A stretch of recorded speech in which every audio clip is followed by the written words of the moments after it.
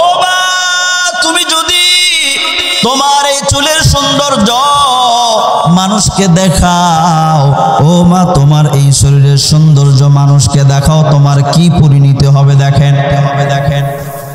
গিলগিট নামক একটা অঞ্চল, ওই অঞ্চলের পাশ দিয়ে আল্লাহর এক বান্দা হেঁটে হেঁটে যাচ্ছিলেন একা একা। রাস্তা দিয়ে যাওয়ার সময় রাস্তার পাশে একটা কবর। ও নবীর উম্মত গো, আল্লাহর ওই বান্দা কবরের পাশ দিয়ে যাচ্ছেন, ওই কবর থেকে আওয়াজ ভেসে আসতেছে, আমাকে বের করো আমি বেঁচে আছি, আমাকে বের করো আমি বেঁচে আছি। আল্লাহর এই বান্দা ভালো করে মনোযোগ সহকারে আওয়াজটা শুনলেন, আওয়াজ ভেসে ভেসে আসে, আমাকে বের করো আমি বেঁচে আছি। আল্লাহর এই বান্দা যখন শুনতে পেলেন যে এই আওয়াজটা কবর থেকেই আসে, আল্লাহর এই বান্দা ওই পাশে যে গ্রাম, ওই পাশে গ্রামটাতে যাওয়ার পর মানুষদেরকে সংবাদ দেয়, ও আল্লাহর বান্দারা যাও যাও, ওই কবরের থেকে আওয়াজ আসে, ভেসে ভেসে আওয়াজ আসে যে আমাকে বের করো আমি বেঁচে আছি।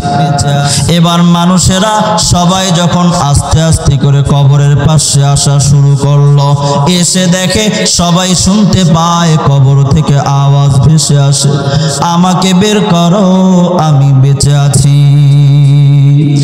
ও নবীর উম্মত গো, ও মা গো, ভালো করে মনোযোগ সহকারে শ্রবণ করো মা। এইবার সমস্ত মানুষেরা এইবার ইমাম সাহেবের কাছে যায় মাসআলা জানার জন্য। ইমাম সাহেব হুজুর আমাদেরকে মাসআলা দেন, এই কবরটা খনন করে মাইয়াতকে বের করা যাবে কিনা। ইমাম সাহেব মাসআলা দিলেন, হ্যাঁ বের করা যাবে, যাও।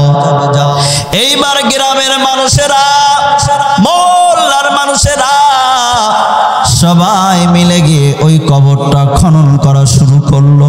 কবর খনন করতে করতে মাটিগুলো যখন সরানো হয়ে গেল, এইবার ওপর থেকে যেগুলো বাঁশ আছে, খাড়াল আছে, এইগুলো যখন উঠানো হলো, দেখা গেল ওই কবরের মধ্যে একজন উলঙ্গ নারী বসে রয়েছে। ও মাগো, এইবার ওই কবরের মধ্যে হতে ওই নারী ডাক দিয়ে বলে, আমার বাড়ি থেকে আমার জন্য পোশাক নিয়ে আসা হোক, কাপড় নিয়ে আসা। দৌড় দিয়া ওই নারীর বাড়ি থেকে কাপড় নিয়ে এসে কবরে নিক্ষেপ করে দেওয়া হলো। এইবার কবরের মধ্যে ওই নারীটা ওই কাপড়টা দিয়ে নিজের শরীরটা সুন্দর করে আবৃত করে কবর থেকে বের হয়ে এমন একটা দৌড় দিল, নিজের বাড়িতে চলে গেল। ও মাগো,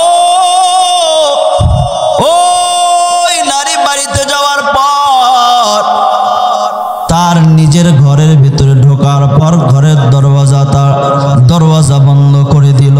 ঘরের দরওয়াজা বন্ধ করার পর বাহিরে মানুষেরা ভিড় জমায়েত হয়ে গেছে, মানুষেরা এসে গেছে। এবার বলে, মা তুমি দরওয়াজা বন্ধ করেছো কেন? দরওয়াজা খোলো। ঘরের ভিতর থেকে আওয়াজ আসে, না না আমি ঘরের দরওয়াজা ওই সময় পর্যন্ত খুলবো না যতক্ষণ না পর্যন্ত কোন সাহসী ব্যক্তি আমার ঘরের ভিতরে না আসবে, কারণ আমার অবস্থা দেখে অনেকে হার্ট ফেল করতে পারে। কথা কোন ঠিক কিনা? আচ্ছা ঠিক আছে মা, তুমি দরওয়াজা খোলো। ও মা গো, এইবার দরওয়াজা যখন খুলে দেওয়া হলো, গ্রামের মধ্যে যারা সাহসী তারা ঘরের মধ্যে প্রবেশ করলো। ঘরের মধ্যে প্রবেশ করার পর দেখলো ওই নারী এই কাপড় দিয়ে পুরা শরীরটা আবৃত করে রেখেছে, ঢেকে রেখেছে। ও মা গো, তোমার শরীরটা কেন ঢেকে রেখেছো? একটু আমাদেরকে দেখতে দাও।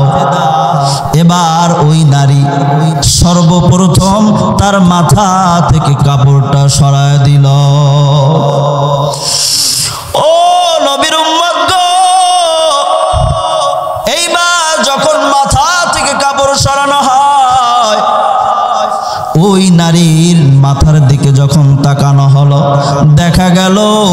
একটা চুলও নাই, একটা চামড়াও মাথার ভিতরে নাই, শুধু হাড্ডি আর হাড্ডি। ও নবীর উম্মতের দল, ও মাগো ভালো করে মনোযোগ সহকারে শ্রবণ করো।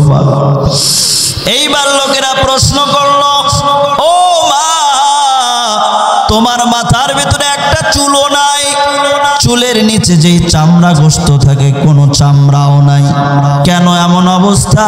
শুধু হাড় আর হাড় আছে, আর অন্য কিছু দেখা যায় না। ও মা তোমার এমন অবস্থা কেন?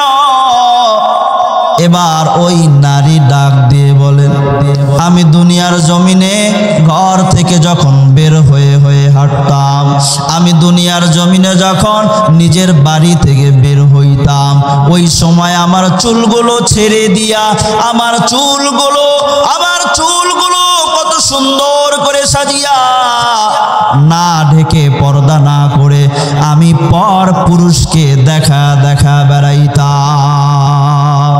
এই জন্য আমার আল্লাহ কবরের মধ্যে আমাকে এই শাস্তি দান করছেন। কবরের মধ্যে এই চুলগুলো টেনে টেনে টেনে টেনে উপরে উপরে তোলা হয়েছে। ও নবীর উম্মত গো, এইবার ওই নারী তার চেহারা থেকে কাপড়টা যখন সরা দিল, চেহারা থেকে যখন কাপড়টা সরা দেয়, এইবার তাকানো হয়, চেহারার ভিতরে কোনো গোস্ত নাই, হাড্ডি আর হাড্ডি আর হাড্ডি। দুইটা ঠোঁট তার কেটে ফেলা দেওয়া হয়েছে, দুইটা ঠোঁটের একটা ঠোঁটের গোস্তও নাই, শুধু দাঁত আছে, শুধু দাঁত আছে। ও মা গো তোমার এমন অবস্থা কেন?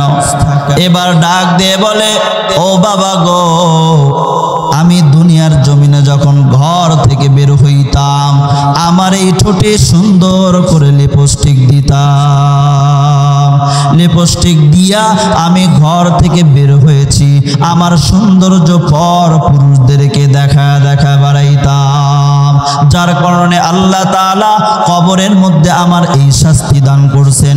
এই ঠোঁটগুলো জাহান্নামের আগুনের কেচি দিয়ে কাটা হয়েছে, নাউযুবিল্লাহ। ও নবীর উম্মত গো, ও মাগো এইবার মাথা দেখা হয়ে গেল, চেহারা দেখা হয়ে গেল, এবার হাতগুলো থেকে কাপড় যখন সরায় দেওয়া হলো, এইবার দেখা গেল হাতের মধ্যে একটা নখও বাকি নাই, শুধু আঙ্গুলগুলো বাকি রয়ে গেছে। ও মাগো তোমার নখগুলো গেল কই? আল্লাহর বান্দি ডাক দিয়ে বলে, ও বাবা গো দুনিয়ার জমিনে আমি যখন ঘর থেকে বাহিরে বের হইতাম, তখন আমার এই আঙ্গুলগুলোতে নখগুলোতে আমি নেল পালিশ ব্যবহার করে তারপরে বের হইতাম। আমি পর পুরুষদেরকে আমার সৌন্দর্যগুলো দেখাইতাম, দেখা দেখা বেড়াইতাম, এত সৌন্দর্য দেখাইতাম। আল্লাহ তাআলা আমারে আযাব দিয়েছেন, কবরের মধ্যে এই নখগুলো কেচি দিয়ে, কেচি না ওই রকম কি চিমটা দিয়ে উপরে ফেলে দেওয়া হয়েছে, উপরে ফেলে দেওয়া হয়েছে। আল্লাহ পাক রব্বুল আলামিন কবরের মধ্যে আমার নখগুলো উপরে ফেলে দিয়েছে, এই শাস্তি আমারে দান করছেন। ও মা,